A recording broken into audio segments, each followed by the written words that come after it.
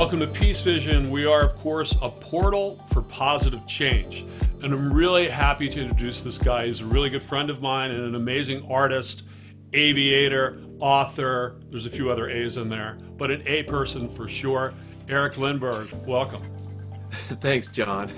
Am I an A personality? You're a mellow personality. I wouldn't say you're type A, but you are an A plus in my world in terms of being a great guy. I'm a positive change personality, for sure. Totally are positive change, and so is Lynn, your wife, who will bring on the show soon.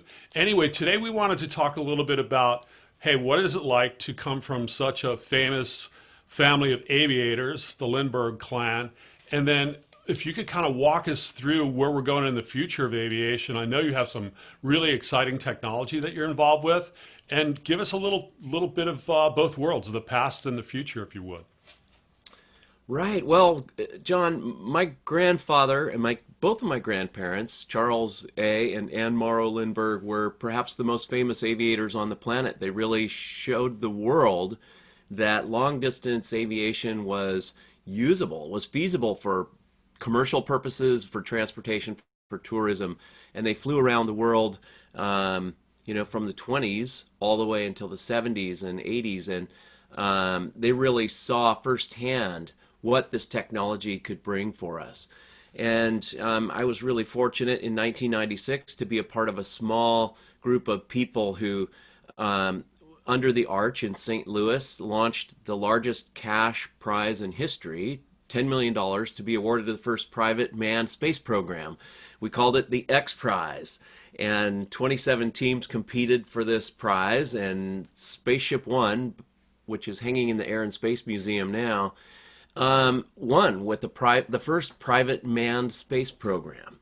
And, getting Spaceship One in the Air and Space Museum next to my grandfather's plane, the Spirit of St. Louis, it shifted the world's sort of mindset about what space could be used for. And now we have three companies that are vying to take paying passengers, into space. Virgin Galactic, SpaceX, and Blue Origin.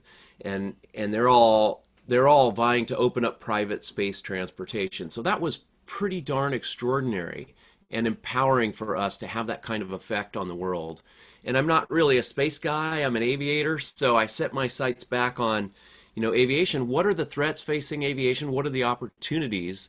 And I really saw electric propulsion as being the key to making aviation clean and quiet in the future. So zero emissions and quiet, so we don't really mind if people are flying nearby. And so I started a company called Vertigo Aero, and we're building electric propulsion systems not just for fixed wing aircraft, small aircraft, but for eVTOLs, that's electric vertical takeoff and landing aircraft, or flying cars, if you will. Right, right. These things are going to revolutionize the way we move around short distances. Think about helicopters. They're very capable, but they're super loud and they're super expensive. So they've never really scaled. And if you want to sort of think about the George Jetson's future of flying across mobility challenged areas like islands, or mountains, etc., or around cities that have terrible traffic, these things are going to really revolutionize that, and it's coming within the next 5 years. Tell me about the Lindbergh Foundation. Yeah, the Lindbergh Foundation was, when my grandfather died, friends of his at the Explorers Club in New York City, like Neil Armstrong and General Jimmy Doolittle, really wanted to carry on his vision between balance between the advances in technology and preservation of the environment. And so the Lindbergh Foundation was born in 1977. It's 43 years old today. And as we march towards the 100th anniversary of his famous New York to Paris flight, we have a suite of programs designed to decarbonize and lower the noise in aviation. So these are threats to aviation, they're threats to our quality of life. And we believe that if we focus these programs like mechanical carbon removal from the environment, that we can improve our quality of life and really have a global celebration on the 100th anniversary. that be, extraordinary vision that really follows my grandparents' visions. Yeah, that's amazing stuff. So it's going to be 2027, is that correct, when we're May, celebrating your... right, May 20th of 2027. Wow. And what's planned? Well, we're going to have an amazing journey from San Diego, where the original Spirit of St. Louis was built, to St. Louis, where my grandfather's early backers were, and then on to New York, where he left trying to win the $25,000 Orteig Prize in 1927. And a lot of people thought he was going to fail.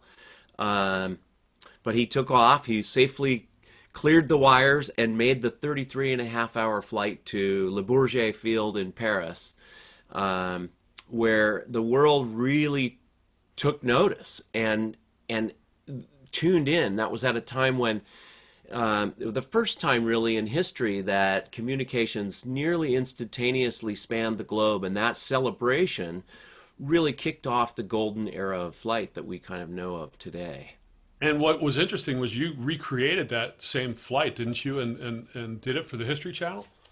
Right. So in on the 75th anniversary in 2002, I retraced those flights from San Diego to St. Louis to New York, and New York to Paris, for the xPrize Foundation to showcase the future of flight, and it jump-started and saved the xPrize. So we were able to shift the world's perspective about space flight. And now we're looking at the 100th anniversary. What are we going to do? Are we going to fly across in an electric aircraft? We don't know just yet. We do have 7 years. That time will go by really fast, but we want to leverage... It'll fly by, won't it, Eric? It'll fly by. But we want to leverage positive change. So what is it that we need? We need clean, quiet flight so that we can move around the planet like we're used to, but do it without having a negative impact on our quality of life.